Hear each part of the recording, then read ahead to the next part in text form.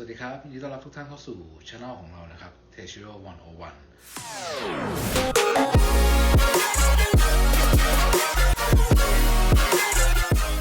สำหรับทริปแรกนี้นะครับพวกเราก็จะไปเที่ยวกันที่นิวอิงแลนด์ครับซึ่งนิวอิงแลนด์เนี่ยจะอยู่ทางทิศตะวันออกเฉียงเหนือของประเทศสหรัฐอเมริกาประกอบไปด้วย6รัฐต่างๆด้วยกันพวกเรานะครับเริ่มเดินทางจากสนามบิน LAX ที่ลอสแอนเจลิสเดินทางตรงไปยังสนามบินที่บอสตันครับใช้เวลาเดินทางประมาณ5ชั่วโมงส่วนทริปนี้เนี่ยจะมีความสวยงามและสนุกขนาดไหนพวกเราไปชมกันเลยครับ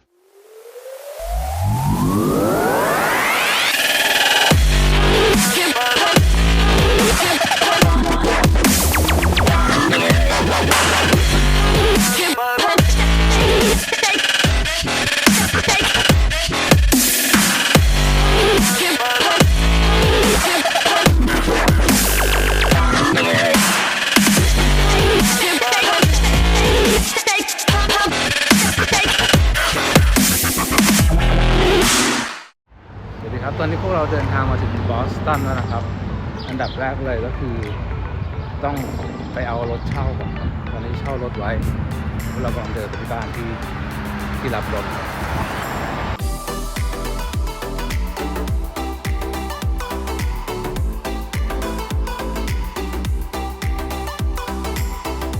ทริปนี้นะครับเราก็ได้เช่ารถผ่านแอปที่มีชื่อว่า Turo นะครับซึ่งแอปนี้ครับเราสามารถเลือกรถได้เลยว่าอยากจะได้รถคันไหนและผมเปรียบเทียบราคาดูก็ถูกกว่าตามเว็บทั่วไป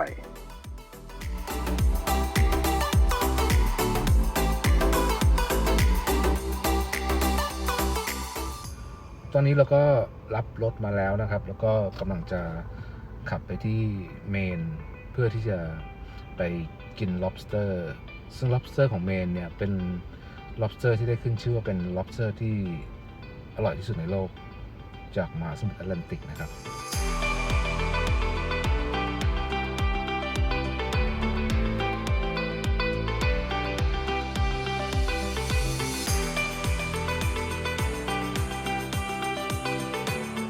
ตอนนี้เราก็ได้มาถึง lobster จากร้านแรกแล้วนะครับ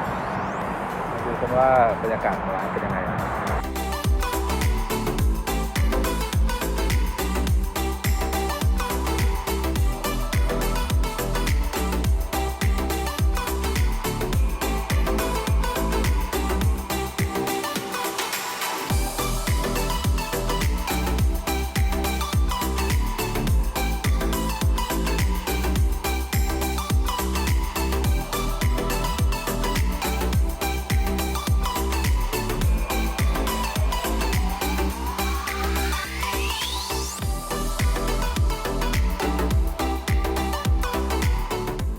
หลังจากกินเสร็จร้านแรกแล้วนะครับเราก็มุ่งหน้าต่อไปที่ร้าน2กันเลยซึ่งต้องใช้เวลาเดินทางมา2ชั่วโมงกว่าๆครับ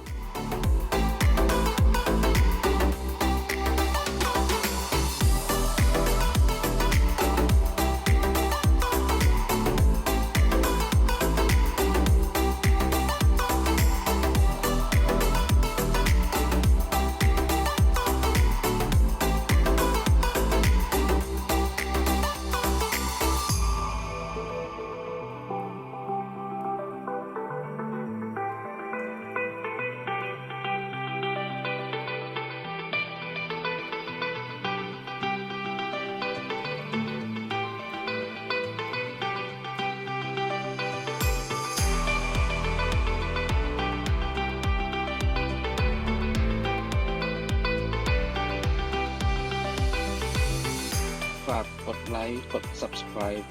เพื่อเป็นกำลังใจให้กันด้วยนะครับขอบคุณครับ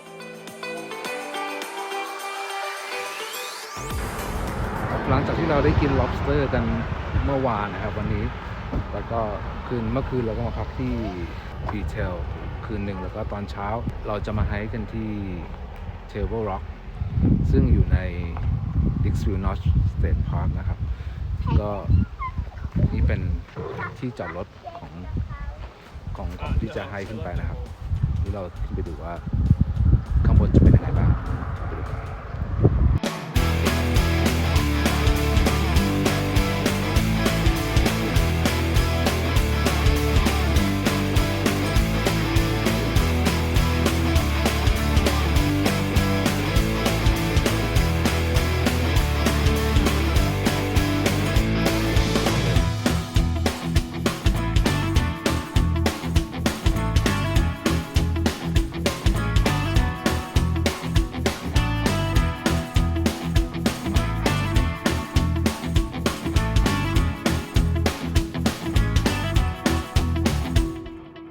สุดนะครับพวกเราก็เดินทางมา